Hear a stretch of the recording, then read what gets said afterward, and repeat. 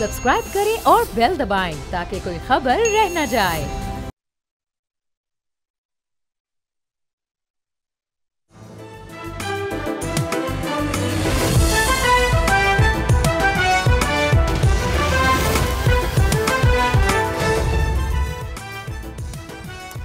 नाज़रीन, you are watching debate with Nadia Mirza. नाज़रीन, पाकिस्तान में इस वक्त कुछ अफवाहों का बाजार गर्म है। उनमें कुछ सियासी हैं और कुछ गैर सियासी हैं। एक जो अफवाहें और कयास आराइयाँ CDF के नोटिफिकेशन को लेकर थी, उसका तो बड़ा मौसर तरीके से जवाब दे दिया वज़ीर दिफा ख्वाजा आसिफ साहब ने। उन्होंने एक ट्वीट के ज़रिए, एक एक्स पर पोस्ट के ज़रिए, जिसमें उन्होंने कैटेगोरिकली कह दिया कि गैर ज़रूरी कयास आराइयाँ या गैर ज़रूरी और गैर जिम्मेदाराना चीज़ें हैं। उन्होंने लिखा बाकायदा तौर पे कि there is unnecessary and irresponsible speculation about CDF notification. Please be informed that the process has been initiated. Prime minister is returning shortly. Notification will be issued in due course of time. No room for any contingent period. तो ये तो बड़ा इन्होंने एक तरफ कर दिया। दूसरी जो हम सियासी बात कर रहे थे वो खैबर पख्तूनख्वा की हालात को लेकर कर रहे थे। कुछ लोगों का कहना ये है और इत्तलात ये हैं कि जो गवर्नर की तब्दीली पर गौर किया जा रहा है। क्या ये जो मामला है तब्दीली का, क्या ये गवर्नर राज तक भी जा सकता है? इसके अलावा और कुछ सियासी मालूमात और तज्जियों के लिए बेसिकली हमने आज खुसूसी तौर पर रिक्वेस्ट की है सोहेल वड़ाई साहब से। जर्नलिस्ट है, कॉलमिस्ट है, हमारे साथ मौजूद हैं। अस्सलाम वालेकुम सोहेल वड़ाई साहब। सोहेल वड़ाई साहब जी, सोहेल वड़ाई साहब फरमाइएगा कि ये जो चीफ ऑफ डिफेंस स्टाफ का जो नोटिफिकेशन था, 2 दिन से बड़ी एक हाइप क्रिएट होती रही, नोटिफिकेशन नहीं हुआ।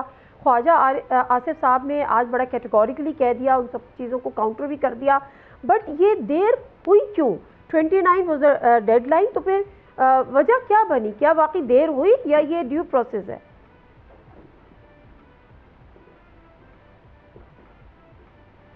मेरा ख्याल है कि मेरी नज़र में तो ये कभी ना इशू था, ना है, ना मुझे फ्यूचर में ये नज़र आता है। ये अंडरस्टूड सी बात है। देखें, इश्यूज तब हो सकते थे। पहली तो बात यह है कि क्या पार्लियामेंट ने इसको पास करने में किसी हिचकिचाहट का मुजाहरा किया?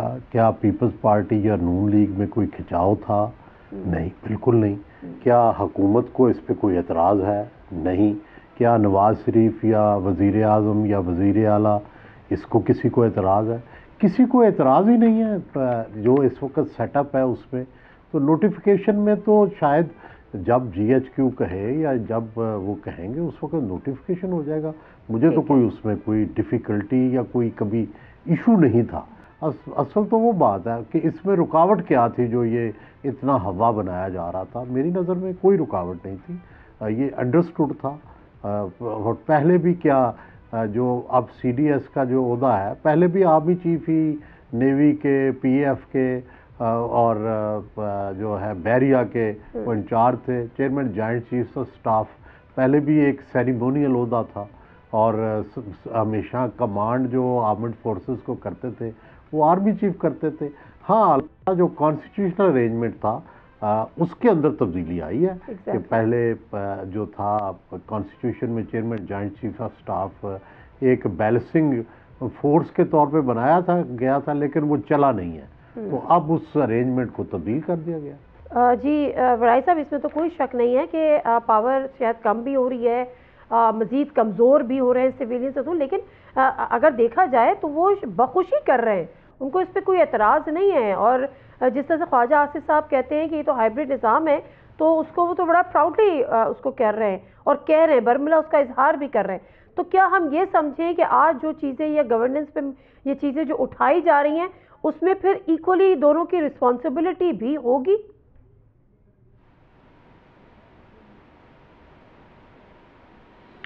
देखिए, ये इस वक्त की जो सियासत है ना, या जो पूरा मंजरनामा है, ये अमल और रद्द अमल पे चल रहा है।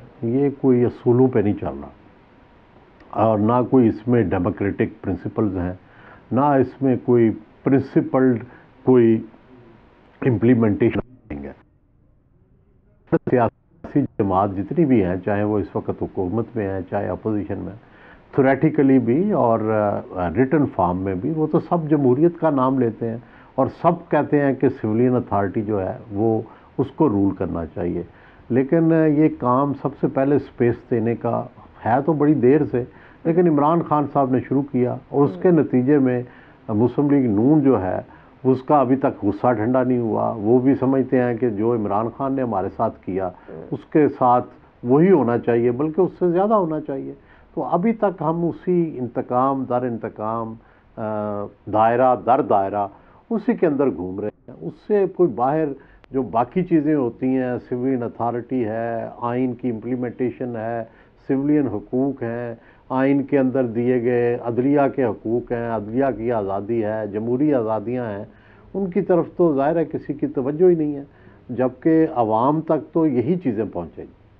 बिल्कुल ज़रूर। अभी मैं इसके बल्कि मैं आपसे बाद में बात करूँगी। जो आपने इंतकाम की बात की है, तो अब साबिक़ वज़ीर आज़म नवाज़ शरीफ साहब जो आए उन्होंने एक दफ़ा फिर एहतिसाब की बात भी कर दी। लेकिन उससे पहले सर, ये जो गवर्नर खैबर पख्तूनख्वा की तब्दीली की बातें आ रही हैं और कुछ नाम भी सामने आ रहे हैं ज़राए से कि ये शायद हो सकते हैं, क्या ये इशारा है गवर्नर राज लगाए जाने का?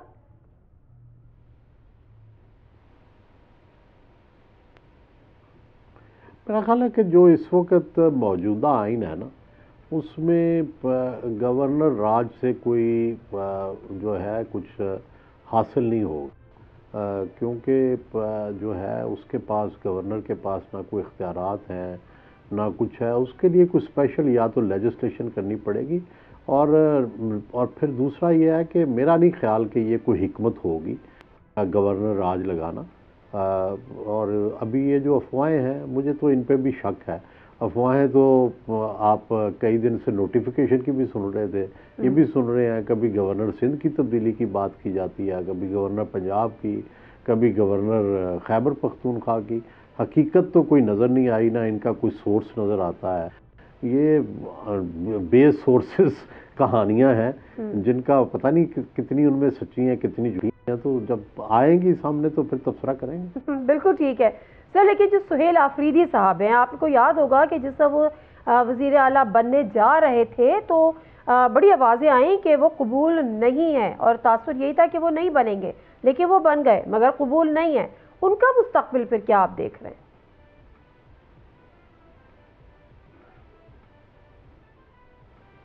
देखें, मेरे नज़र में तो देखें ना, एक मेरा व्यू है। मेरा व्यू तो ये है कि ज़ाहिर है अल्टीमेटली कहीं जाकर तो आपको मुज़ाकरात या मसालियत या कोई रास्ता निकालना पड़ेगा। लेकिन ज़ाहिर है मेरा व्यू तो प्रिवेल नहीं इस वक्त कर रहा ना।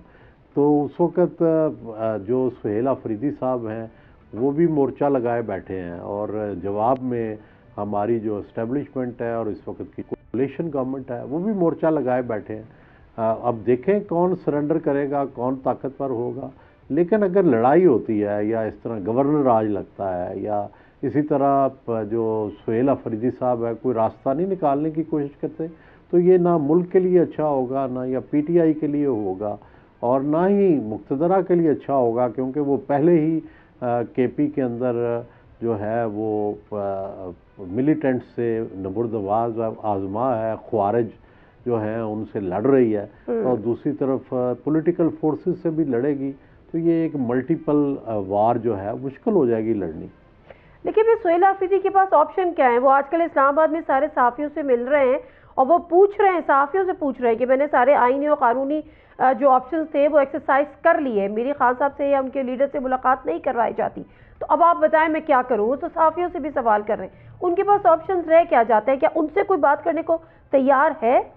ये इसी तरह पूछा जा रहा है ऑप्शंस का कि भाई मैं तो अब मेरे पास तो अब सवाल लड़ने के कोई ऑप्शन नहीं, तो देखें ये मैं कर चुका हूँ। ओ भाई, पीछे हटना भी एक ऑप्शन होता है, और भी 100 रास्ते होते हैं दुनिया में।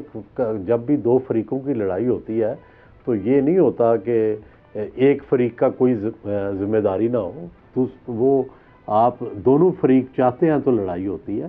तो ये नहीं हो सकता कि ये लड़ाई जारी रहे। ऑप्शंस मौजूद हैं, उन ऑप्शंस को कौन अडॉप्ट करना चाहता है और कौन नहीं करना चाहता, दोनों के पास ऑप्शंस हैं। सर, आपको नहीं लगता कि जो पीटीआई है वो बड़ी यरगमाल हो गई है सोशल मीडिया? अगर वो पीछे हटते हैं तो फिर तो अली अमीन गंडापुर बन जाते हैं, तो उनके लिए तो फिर बड़ा मुश्किल रास्ता हो जाएगा ये।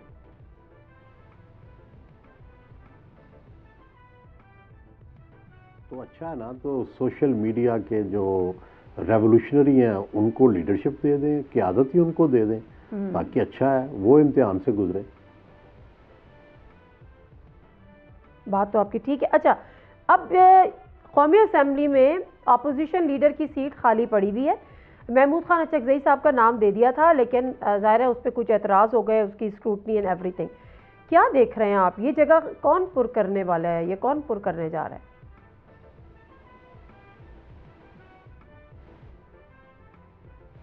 मेरी राय में तो महमूद खान अचकज़ई जो है वो इसके लिए एक अच्छे कैंडिडेट थे, और महमूद अचकज़ई साहब को इस वक्त बड़े वो बैलेंस्ड हो सकते हैं, लेकिन उनको ज़रूरत इस बात की भी है कि तहरीक इंसाफ उनके साथ रहे, और तहरीक इंसाफ इस वक्त चाहती है कि एक रवैया ऐसा हो जिससे एग्रेशन लगे, तो वो भी उस एग्रेशन में शामिल हो गए हैं। लेकिन मेरा ये ख्याल है कि कभी कभी दूसरा रास्ता भी होता है, सिर्फ एग्रेशन जो है यही तारीख को नहीं बदलता, बाज़ औक़ात एग्रेशन के अलावा रास्ते भी तारीख को बदल देते हैं। सही। तो मतलब आपका कहना यह है कि पीटीआई को थोड़ा सा बैक फुट पर जाना होगा, तभी थोड़ा सा शायद उनको आगे ऑप्शंस मिल पाएंगे। सर, ये जो, बल्कि मैं उसी साथ ही आपसे पूछ लेती हूँ, जो इमरान खान साहब से मिलने का, मुलाकात करने का मामला है, कहते हैं 4 नवंबर को हमने मुलाकात की थी, अब तो तकरीबन जी। ये मैंने नहीं कहा। नहीं, आपने कहा ना, और भी ये भी ऑप्शन होता है, बैक फुट पे जाना भी, यानी एग्रेशन। आपकी इंटरप्रिटेशन। नहीं, आप सॉरी और ऑप्शंस है ना, मेरा लफ्ज है और ऑप्शंस है। ठीक है, बिल्कुल ठीक है सर। अब ज़रा बताइएगा कि ये जो मुलाकात ना कराने वाला मामला है, लीमा खान साहिबा की बहनों की मुलाकात नहीं हो रही, बुखला की मुलाकात नहीं हो रही, तो ज़ाहिर सोहेल अफरीदी, दीगर सियासी शख्सियात की मुलाकात नहीं हो रही, क्या वजह है, क्यों मुलाकात नहीं कराई जा रही?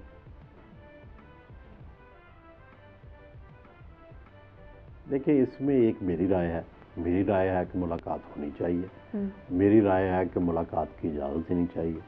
लेकिन एक दूसरी राय ज़ाहिर है जो हुकूमत की है, वो ये कहते हैं कि हम मुलाकात की इजाज़त देते रहे हैं, और लेकिन उसके नतीजे में क्या होता है कि उसके नतीजे में एहतजाज होता है, उसके नतीजे में अदम तावन होता है, उसके नतीजे में गंडापुर जो थोड़े से सुलह कुल थे उसके नतीजे में सोहेल अफरीदी आ जाते हैं, उसके नतीजे में और एग्रेशन बढ़ रहा है। तो वो उनका ख्याल ये है कि ये देखे ना, ये सारा शुरू कहाँ से हुआ, सोहेल अफरीदी के डिसीजन से ही ये मामला मुझे लगता है कि ये उभरा है, क्योंकि उससे पहले अली अमीन गंडापुर कोई ना कोई रास्ता निकाल के मिल लेते थे, लेकिन जब से सोहेल अफरीदी आए हैं तो उस वक़्त से मेरा ख्याल है कि इस्टेब्लिशमेंट ने और हुकूमत ने और जो है वो सख्तियाँ शुरू कर दी हैं।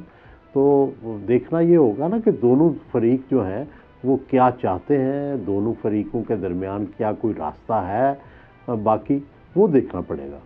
बिल्कुल ठीक है सर। 27वीं आईनी तरमीम हो गई और अब 28वीं आईनी तरमीम की बातें हैं, और अब ये भी हो रहा है कि जी जो शिकें पीपल्स पार्टी ने, क्योंकि पीपल्स पार्टी इसका क्रेडिट लेती है, जो शिकें उसने 27वीं आईनी तरमीम से निकलवा दी थी, जिसमें एनएफसी अवार्ड का मामला भी था, शेयर को कट लगाने वाला मामला भी था, कुछ जो मिनिस्ट्रीज थी वो वापस लाने वाली बात भी थी, आर्टिकल 140 बल्दियाती वाला भी, वो 28वीं आईनी तरमीम में आएंगे, और पीपल्स पार्टी उस पर ज़ीरो टॉलरेंस शो कर रही है। फिलहाल क्या बनेगा, पीपी का मुस्तकबिल क्या देख रहे हैं? ये तो जब आएगा, मेरा ख्याल है कि एनएफसी और जो है शेयर की कमी वाला मामला, उसका भी रास्ता है। मेरा ख्याल है कि 18वीं तरमीम में तब्दीली किए हुए बगैर मेजर, और जो आप आइन का हिस्सा दे रहे हैं उसको वापस करना तो मुश्किल होता है। आप किसी बच्चे को 2 रुपये दे दें और उससे वापस लेने हो तो मुश्किल है, तो ये तो फिर सूबे हैं, तो इनसे लेना तो मुश्किल होगा। उसकी बजाय उनको रिस्पॉन्सिबिलिटीज़ में शरीक कर लिया जाए और उनका शेयर लिया जाए। आप उनको शेयर देते रहें, लेकिन जो वफाकी हुकूमत को मसाइल हैं उनमें शेयर आप उनका दें कि भाई सूबे भी उसका कुछ शेयर उठाएं। तो मेरा ख्याल है कि ये खुश उसलूबी से हल हो सकता है, बजाय इसके कि डंडे से, लड़ाई से, झगड़े से। इसको हल किया जाए। कुछ हलकों में ये बात हो रही है कि आने वाले वक्त में पीपल्स पार्टी के लिए मुश्किलात बढ़ सकती हैं 28वीं आईनी तरमीम को भी लेकर, और कुछ चीज़ों पे भी, जैसे पहले नहरों वाला मामला था उस पर भी शायद कुछ नाराज़गी थी। आप कुछ ऐसा देख रहे हैं? कुछ लोग तो यहाँ तक बात कर रहे हैं कि शायद इन फ्यूचर बिलावल भुट्टो जरदारी साहब अपोजिशन लीडर बन जाएं।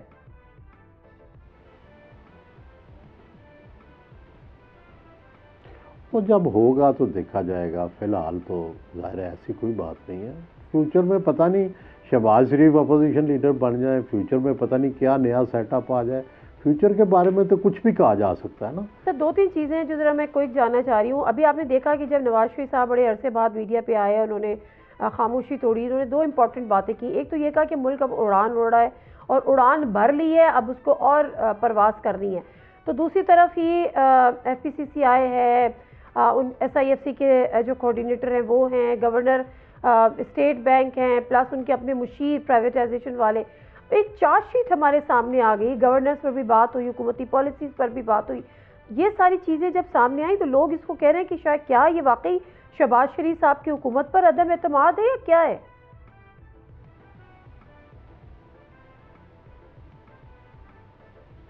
नहीं, देखिए इसके दो हिस्से हैं।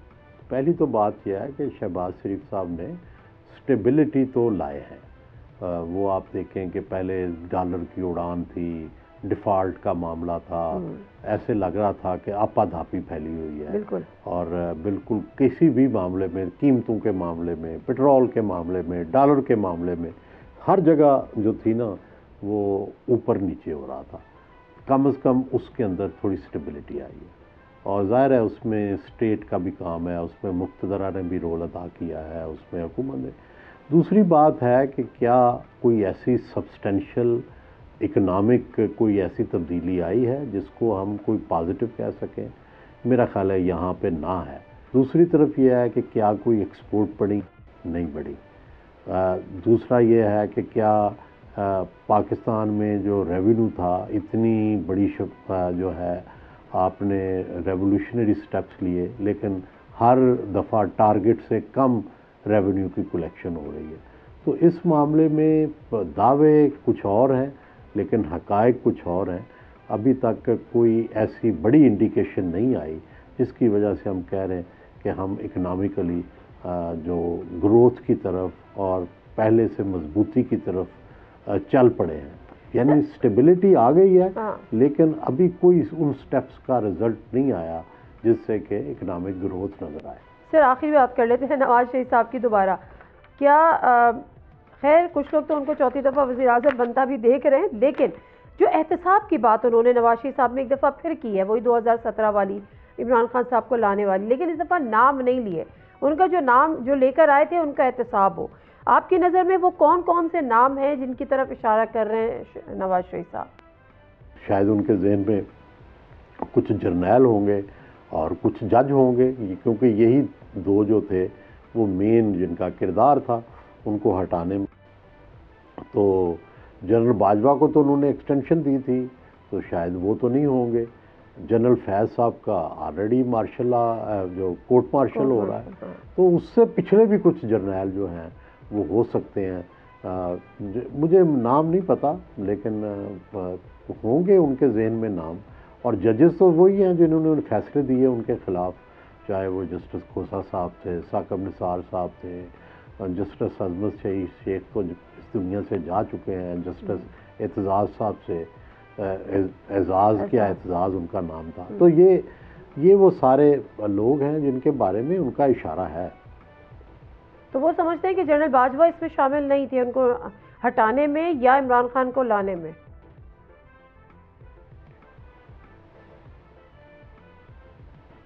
नहीं, उसके बाद उन्होंने उसको एक्सटेंशन तो दी थी ना, उसमें मुस्लिम लीग नून शामिल थी या नहीं शामिल? बिल्कुल शामिल थी, मैं वही तो मैं तो फैक्ट्स पे बात कर रहा हूँ। नहीं, आपकी बात तो ठीक है कि उन्होंने एक्सटेंशन तो दी थी, लेकिन क्या हकीकत? सॉरी सर, मैं सिर्फ ये पूछना चाह रही हूँ कि क्या हकीकत यही है कि जनरल बाजवा का कोई रोल नहीं था इनको हटाने में और खान को लाने में? नहीं, मुझे तो नहीं पता कि अगर रोल होता तो एक्सटेंशन क्यों देते। ठीक है, बहुत शुक्रिया सुहेल वड़ाई साहब आपके टाइम का। और वड़ाई साहब का कहना ये था कि जो नोटिफिकेशन की बातें हो रही हैं वो वाकई सिर्फ कयास आ रही हैं, उसमें कोई इशू नहीं है। जब बड़ा स्मूथली सारा काम हो गया, 27 यानी तरमीम की मंजूरी हो गई, हर चीज़ हो गई, तो अब ये ना देने वाली बात हो, इसमें कोई ऐसी चीज़ नहीं है, ये इसी तरह से स्मूथली हो जाएगा। लेकिन गवर्नर राज क्यों कहते हैं कि कोई बेहतरीन हिकमत नहीं होगी अगर खैबर पख्तूनख्वा में गवर्नर राज लगाए। प्लस जो एहतसाब की बात करते हैं नवाज शरीफ साहब, तो वो समझते हैं कि अगर जनरल बाजवा का वो चाहते हैं एहतसाब तो फिर उनको जो एक्सटेंशन दी वो ना देते, और एक्सटेंशन देने का मतलब ही ये है कि जनरल बाजवा को क्लीन चिट दे चुके हैं। ब्रेक ले लेते हैं, ब्रेक से वापस आते हैं। चाहे वो गवर्नर राज की बातें हों, चाहे वो 28वीं तरमीम की बातें हों, चाहे वो NFC अवार्ड के कट की बातें हों, बल्दियाती इंतखाबात के 140 आर्टिकल के हवाले से बातें हों, इस पर अमल दरामद होगा, क्यों कर होगा, और क्या वाकई जो 18वीं तरमीम थी वो फेडरेशन को कमज़ोर करने का सबब बनी थी। ब्रेक से वापस आएंगे तो इस पर ज़रा गुफ्तगू करेंगे।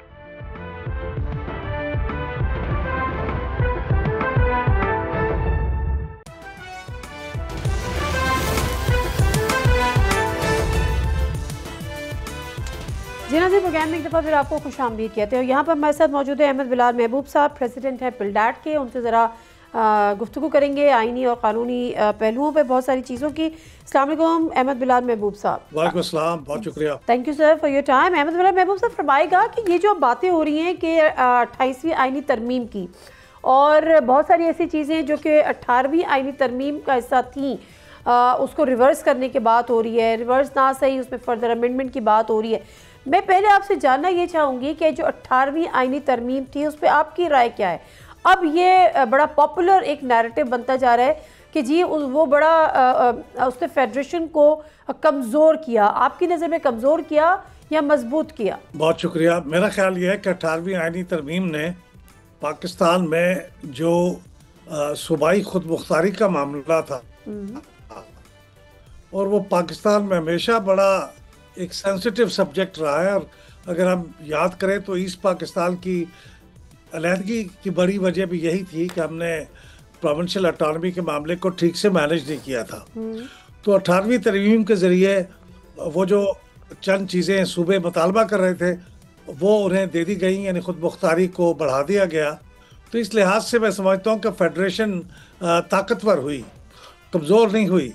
लेकिन चंद बातें ऐसी हैं, अब 18वीं आइनी तरमीम में जो बातें बाद में प्रैक्टिस हुआ और जो उसके ऊपर इम्प्लीमेंटेशन हुई, तो फिर चंद चीज़ों का पता चला कि वो कुछ मुश्किलात पैदा कर रहे हैं।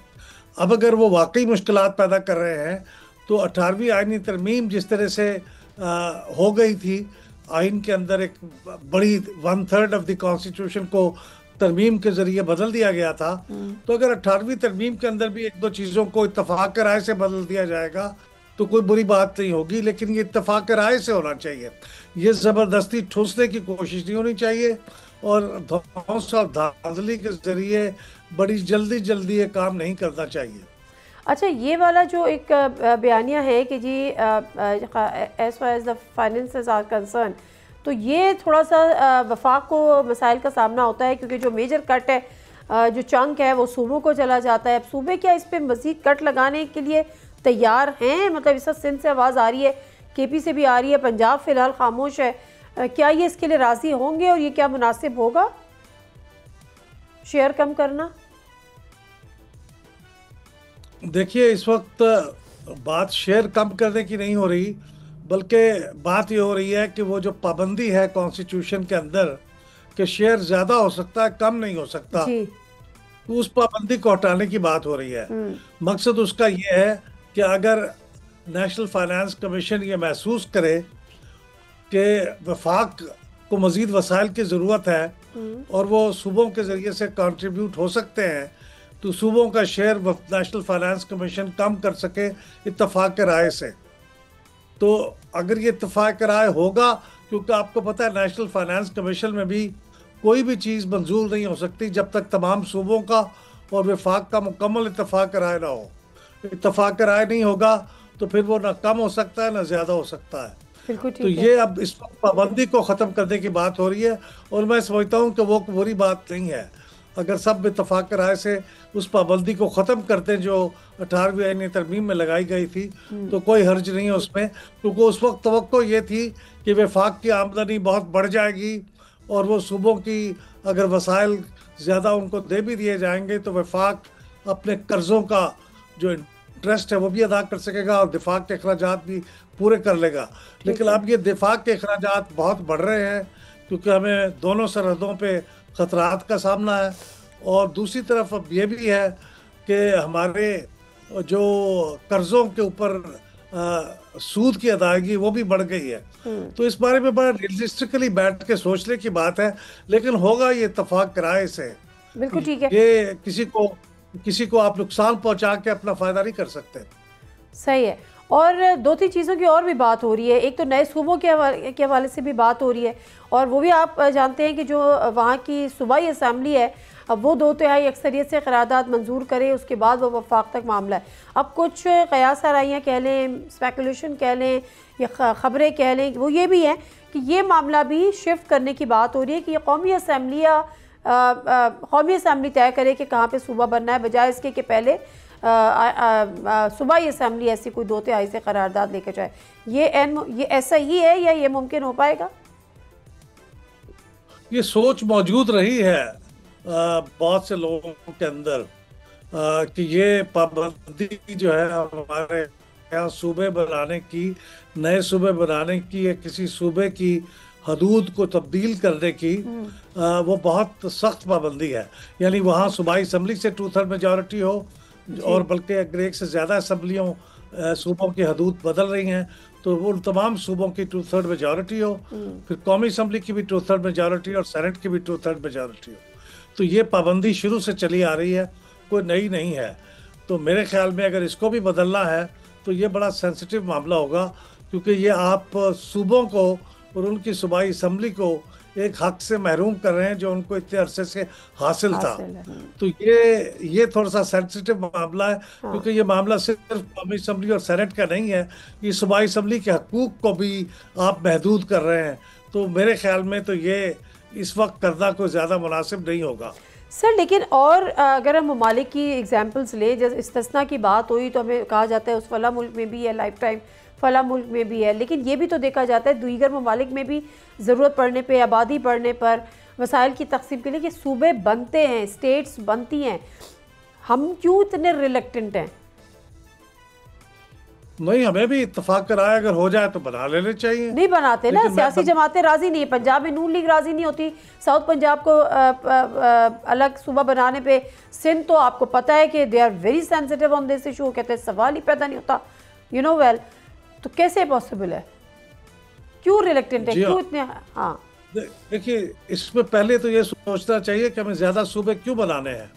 क्या हम इसलिए बनाना चाहते हैं कि हमारी आबादी बढ़ गई है और अब हम चाहते हैं कि वसाइल और इख्तियारात को निचली सतह पे मुंतकिल करें? सर एडमिनिस्ट्रेटिव बुनियादों पे बनाने चाह रहे हैं ना, एडमिनिस्ट्रेटिव बुनियादों पे बनाने चाह रहे हैं। मतलब आप सोचें, एक सूबा 13 करोड़ की आबादी, एक सूबा 5.5-6 करोड़ की आबादी, फिर आपसे मैनेज नहीं हो रहा। अगर वो डेफिनेटली सूबे बनेंगे, एडमिनिस्ट्रेटिव बेसिस पे बनेंगे, तो मैनेजमेंट आसान नहीं होगी आपकी नज़र में?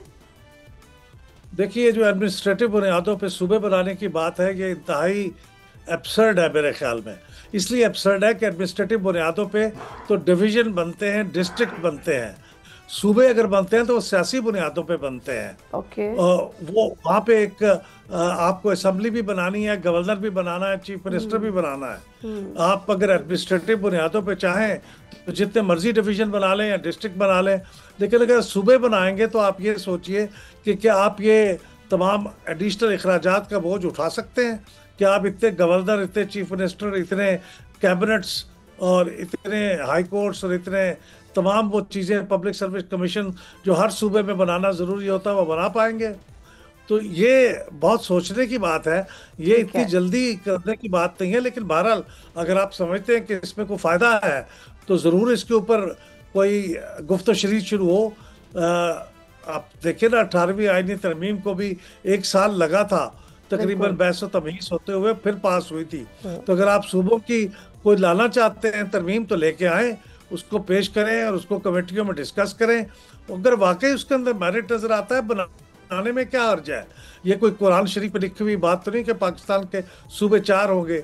लेकिन आप ये देखिए कि ये नीचे की तरफ आप करने के लिए, डेवोल्यूशन करने के लिए ये तो तैयार नहीं है कि आप मकामी हुकूमतों के इलेक्शन कराएं, इख्तियारात दें। वो तो आप करते नहीं, जो कि इतना आसान काम है। और ये मुश्किल काम करने के लिए आप ये शुरू हो रहे हैं कि साहब हम सूबे बना लेंगे, इतने अखराजात भी उठा लेंगे और इतना इत्तफाक राय भी पैदा कर लेंगे। और फिर आपको ये मालूम है कि लिंग्विस्टिक बुनियादों पे और अपने दूसरी बुनियादों पे 20 सूबे बनाने के मुतालबे मौजूद हैं। फिर आप उसके लिए भी तैयार रहिए कि आप यहाँ पे आपको हज़ारा का सूबा भी नॉन पश्तून बेसिस पे बनाने के लिए तैयार होना चाहिए।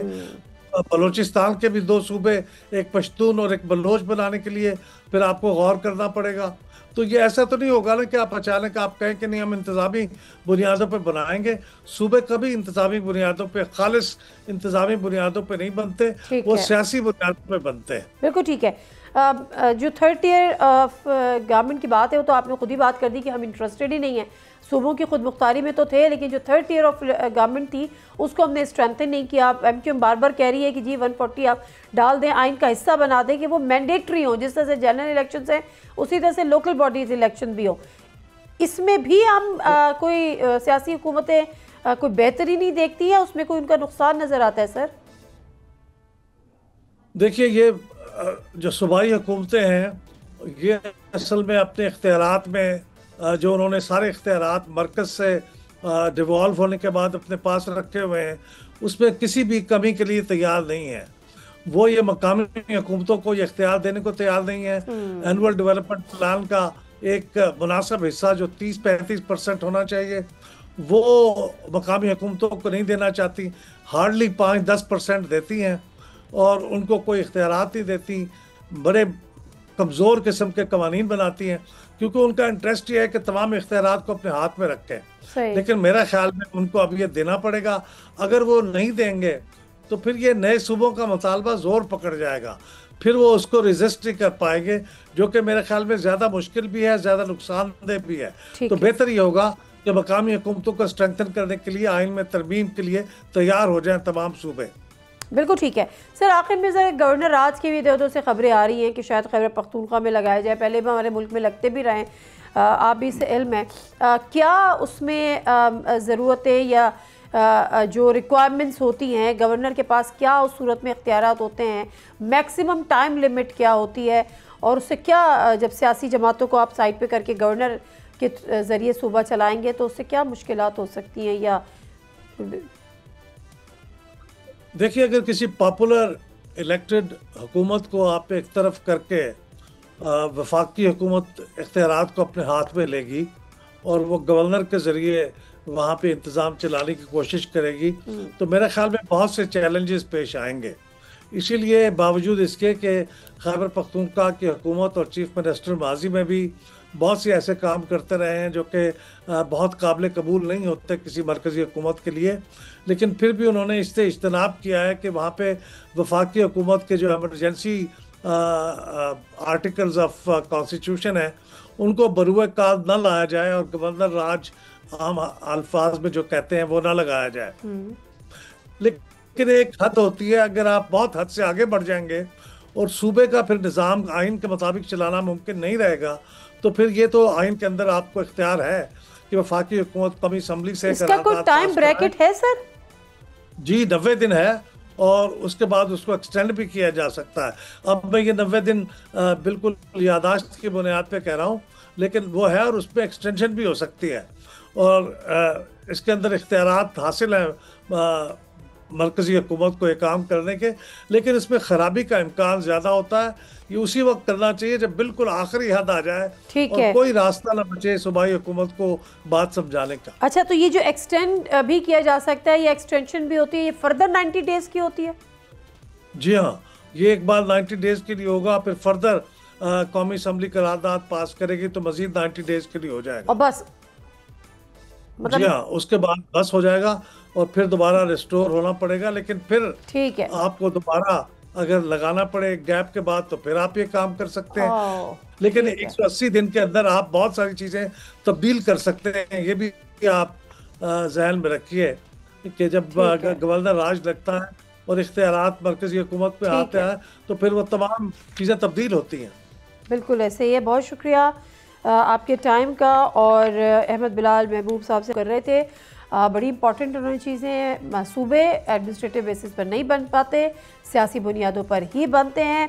NFC अवार्ड का भी उन्होंने कहा कि कोई सबसे इम्पॉर्टेंट बात है कि इसमें कोई शक नहीं है कि मॉनिटरी या फाइनेंस के हवाले से वफाक कमज़ोर हुआ है, लेकिन ये सारी चीज़ें कंसेंसस हो। सबसे इम्पॉर्टेंट चीज़ जो गवर्नर राज वो 90 डेज़ का एक टाइम होता है और उसके बाद एक दफ़ा उसको एक्सटेंड किया जा सकता है फॉर फर्दर 90 डेज़, लेकिन 180 दिन से ज़्यादा नहीं। और अगर दोबारा भी लगाना मकसूद हो तो फिर दोबारा से रीस्टोर करके और फौरी तौर पे दोबारा लगाया जा सकता है, लेकिन ये एक लास्ट ऑप्शन के तौर पे इसको इस्तेमाल किया जाना चाहिए। ये कोई हेल्दी एक्सरसाइज नहीं है। प्रोग्राम से दीजिए नादिम मिर्ज़ा को इजाज़त। अल्लाह हाफ़िज़।